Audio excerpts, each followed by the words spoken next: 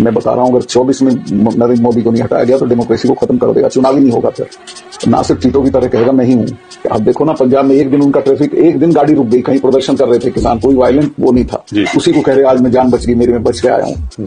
ये कायर भी हैं। 8 मिनिस्टर्स तो अपनी मिनिस्ट्री में जाते भी नहीं है, क्योंकि उनका सारा काम पीएमओ देखेगा। प्राइम मिनिस्टर एब्सोल्यूट पावर चाहते हैं हर चीज की, वही तय करना। आप देखो ना कि पुलिया का भी उद्घाटन होगा तो वही करेंगे। और ये मुझे चाहे नुकसान पहुंचाना, कोई बात नहीं है कि नुकसान पहुंचा दे। मेरी 5 स्टेट में मेरी कम्युनिटी के लोग रहते हैं और मैं घूमता हूँ गाँव, सब इनका इलाज कर देंगे अगर मुझे कोई नुकसान पहुंचाया गया तो। देश के लोगों को मैं कहना चाहता हूँ कि आखिरी मौका है, इस बार जाति, संप्रदाय, धर्म सब भूल के इनके अगेंस्ट वोट करो, वरना कभी वोट का भी मौका नहीं मिलेगा।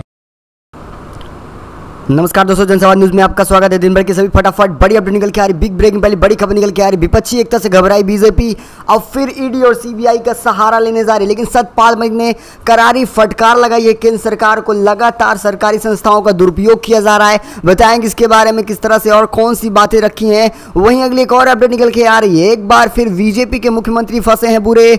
हुसैन ओबामा और कुछ बड़े ऐसे नाम लिए हैं जिसके बाद इनके ऊपर मानहानि का केस तो बनता है, लेकिन ये भाजपा से आ रहे हैं।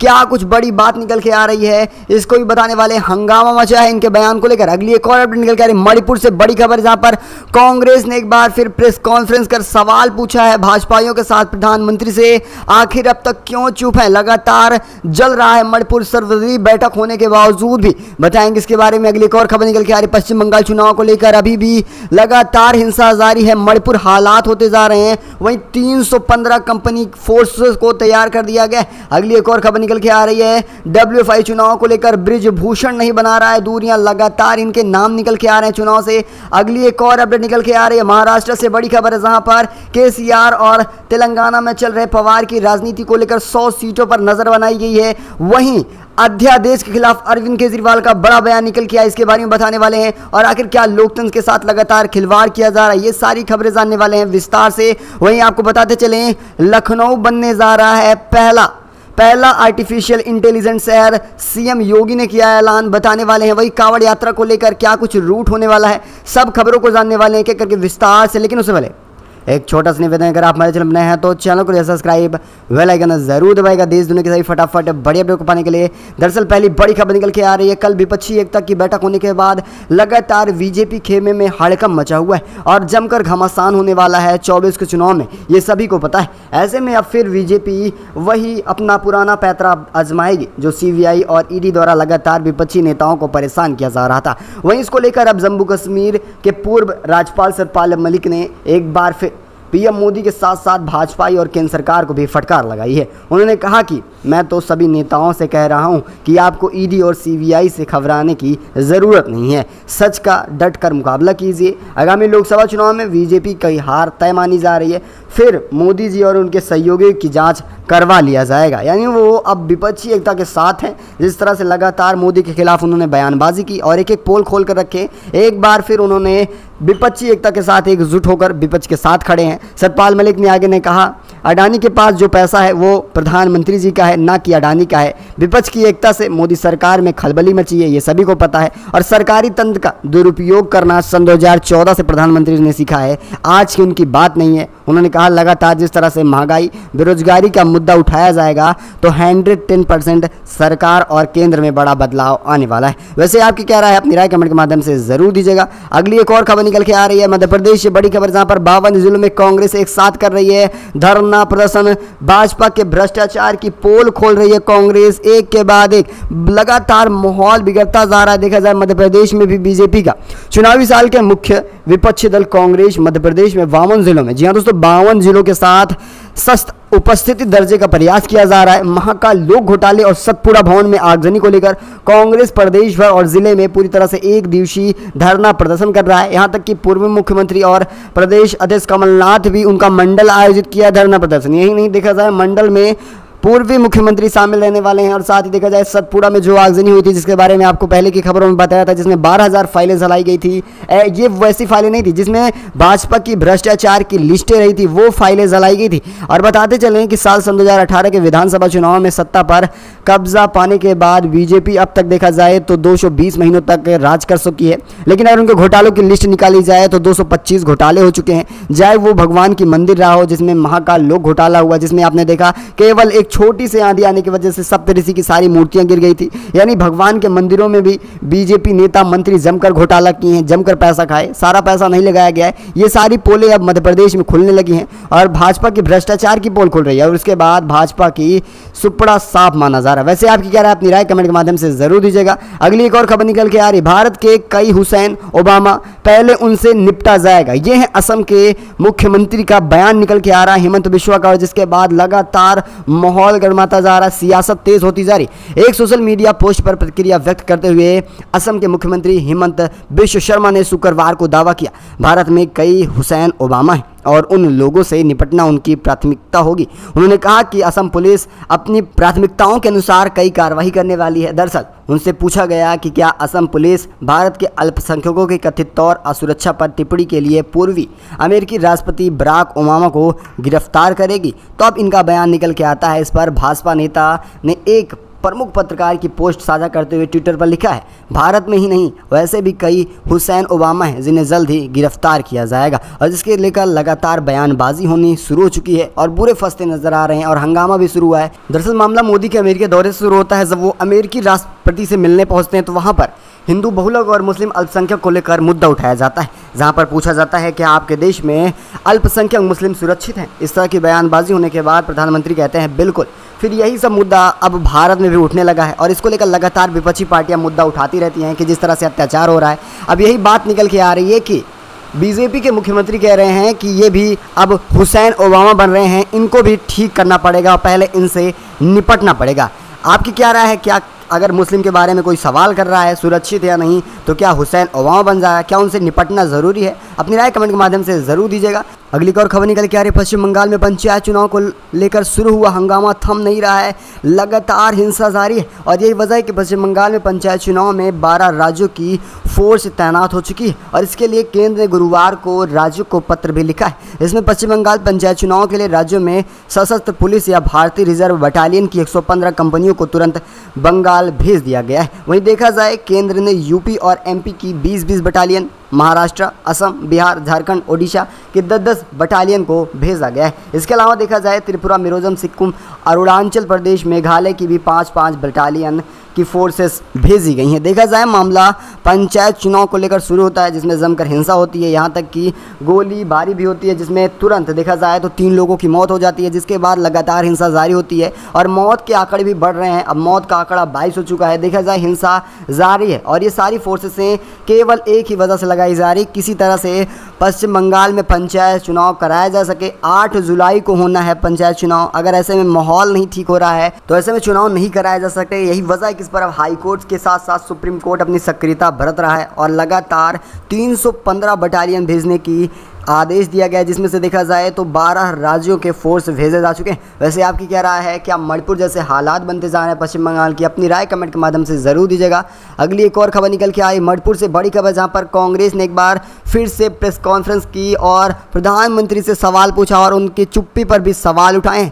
कांग्रेस ने एक बार फिर शनिवार को मणिपुर मुद्दे को लेकर और जो हिंसा जारी है इस पर प्रधानमंत्री नरेंद्र मोदी की चुप्पी पर सवाल उठाया गया। बीजेपी के नेतृत्व वाले केंद्र सरकार पर राज्य के लोगों को बुरी तरह निशाना करते हुए आरोप लगाया गया। कांग्रेस महासचिव जयराम रमेश ने कहा कि मणिपुर में अगले 52 दिनों से लगातार हिंसा जारी है। गृह मंत्री इसका दौरा भी कर रहा है लेकिन कोई खास मतलब निकल के नहीं है। लगातार माहौल बिगड़ता जा रहा है, शांति थोड़ी भी नहीं दिखाई दे रही। वहीं फिर उन्होंने कहा कि दोपहर 3 बजे मणिपुर में एक बार फिर से हिंसा हो रही है और देखा जाए तो लगातार हिंसा जारी है। वहीं उन्होंने कहा कि सर्वदलीय बैठक का कोई भी मतलब नहीं निकल रहा है। पहले ही बताया था कि सर्वदलीय बैठक दिल्ली में नहीं बल्कि मणिपुर में होना चाहिए, क्योंकि मणिपुर का मामला है, दिल्ली से कुछ भी नहीं सॉल्व होने वाला है। बीजेपी लगातार मणिपुर मुद्दों पर चुप्पी साधे हुए। वहीं देखा जाए विपक्ष लगातार उनसे सवाल कर रहा है और अब तक किसी भी तरह का जवाब निकल के नहीं आया। वैसे आपको बताते चले मणिपुर में काफ़ी ज़्यादा हिंसा भड़की हुई है और ऐसे में 120 लोगों की मौत सामने आ रही है। अलग अलग तरह के आंकड़े निकल के आ रहे हैं, सही खबर कोई नहीं निकल के आ रही है कि आखिर कितना डाटा है मरने वालों की संख्या और घर जलने की। वैसे आपकी क्या राय? अपनी राय कमेंट के माध्यम से ज़रूर दीजिएगा। अगली एक और खबर निकल के आ रही है WFI चुनाव को लेकर बड़ी खबर है। भारतीय कुश्ती महासंघ यानी WFI के चुनाव लड़ने में भले ही बृजभूषण सिंह और उनके परिवार को दूर रखने की तैयारी हो, लेकिन चुनाव में उनका दखल खत्म होता नजर नहीं आ रहा है।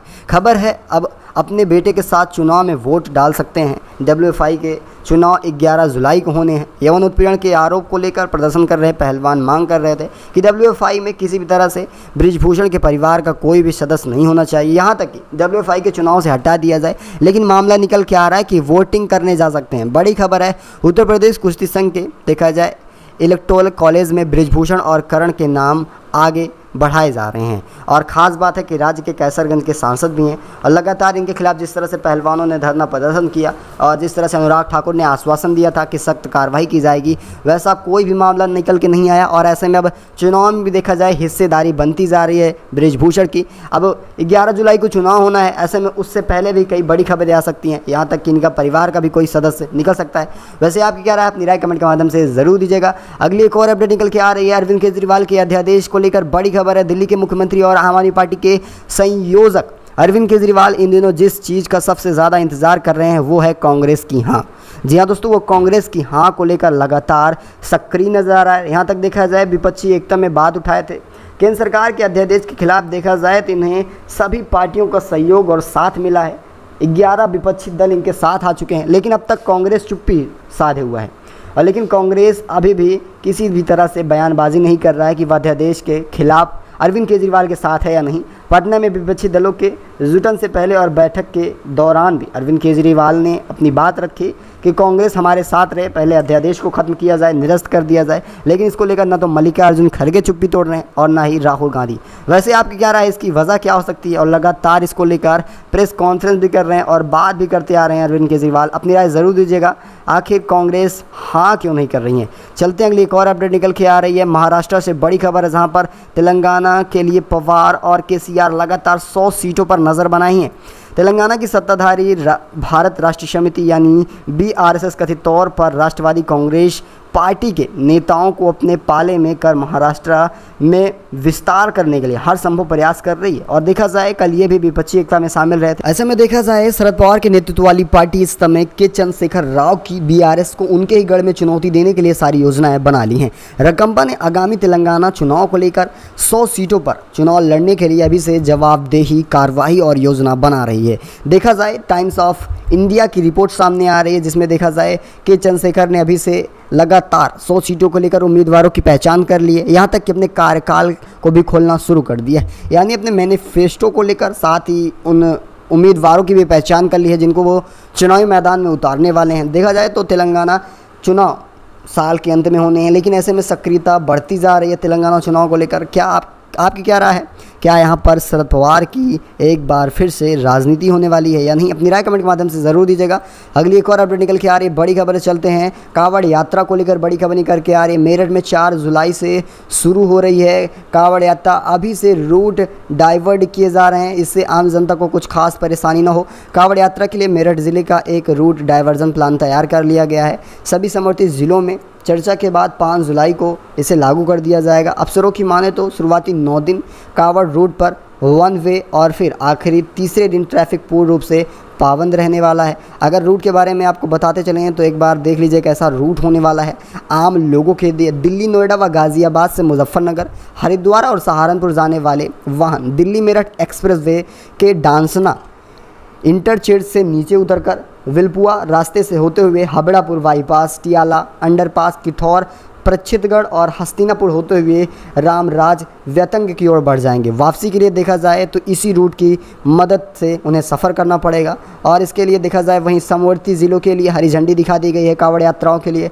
लगातार सारी व्यवस्थाएं बनाई जा रही हैं, किसी भी तरह से कोई भी परेशानी न उठानी पड़े कांवड़ यात्रा के लिए। वहीं देखा जाए कांवड़ यात्राओं के लिए कौन सा रूट तय किया गया है। NH 58 दादरी से काशी टोल प्लाजा तक है। गंगानगर मार्ग बहुमा से किठौर है।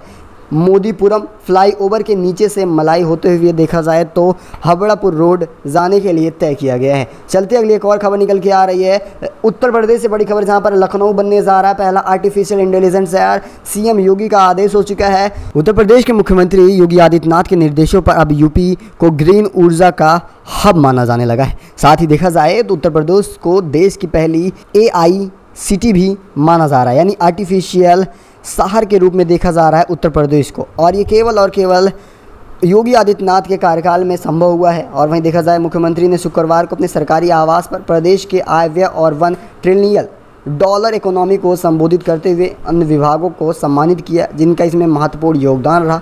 और यहां तक माना जा रहा है कि वर्ष 2027 तक यूपी को 1 ट्रिलियन की अर्थव्यवस्था में बदल दिया जाएगा। सबका साथ सबका विकास के साथ आगे बढ़ना चाहेंगे। और एक नज़र डालते हैं किन मुद्दों के साथ ये 1 ट्रिलियन करने जा रहे हैं। देखा जाए अर्थव्यवस्था को यानी जीडीपी को, इसमें कृषि, धार्मिक, पर्यटन यानी मंदिरों से आने वाले पैसे और विनिर्माण भी किए जाएंगे। साथ ही आईटी सेल को काफ़ी ज़्यादा बढ़ोतरी मिलने वाला है। इसके अलावा देखा जाए एनर्जी हेल्थ को लेकर भी काफ़ी ज़्यादा सक्रियता बरती जाएगी। शहरी विकास किया जाएगा।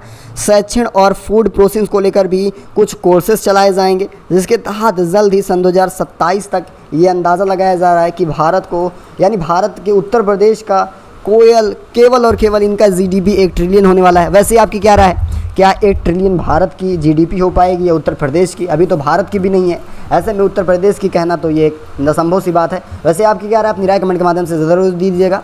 इस खास वीडियो में बस इतना ही, तब तक के लिए धन्यवाद।